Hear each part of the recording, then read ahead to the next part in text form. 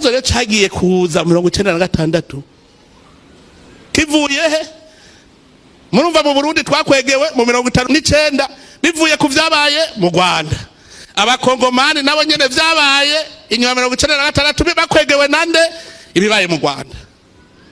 None u Rwanda rwabaye mabi yose ibihugu vyacu biraronka mabi avuye mu Rwanda. Nabo nibavyera ibibazo vyabo bantu twebareke kwinjira mu vy'iwacu. Twe mu Burundi nta muhutu n'umututsi, twe turabarundi. Niba biwabo batwarira ku bwoko ivyo birabasha. Kuvuga ngo je ndegeranya abahutu, je negeranya abahutu n'abatutsi bose. Dutewe ndababwira ntabahutu n'abatutsi mwese ingo tuje ku rugamba twatewe. Niba batwarira ku bwoko ivyo ntibindaba jewe n'igihugu cyabo. Mugabe wacu nibareke kubizana. Nibareke kubijana Ikongo abanyamurenge n'abakongomani. Nibareke kubesha. Yaje byose mu 1996 bivuye he kubibaye mu Rwanda. Natwe iwacu vyaje mu 1959 bivuye he kubibaye mu Rwanda. None bagomba dukwegera iminsi yose.